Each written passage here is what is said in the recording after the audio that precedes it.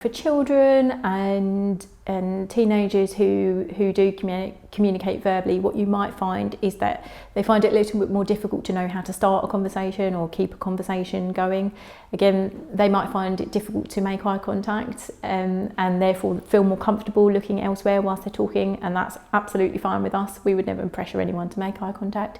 You might find it difficult to know what they might be thinking or feeling through their facial expressions.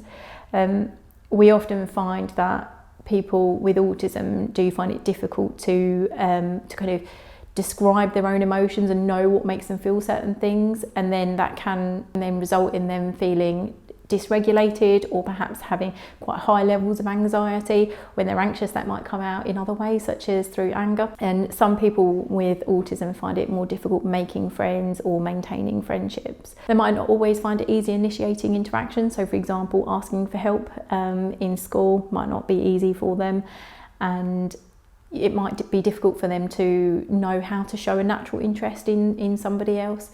And they also might find it hard to think creatively. So for example, making up stories in English. They may also find it hard going to new places, or when there is like again, a change in their routine, or there is a plan and then that plan changes. They also may have sensory preferences. And so preferring the feel of certain clothing or kind of certain food textures as well.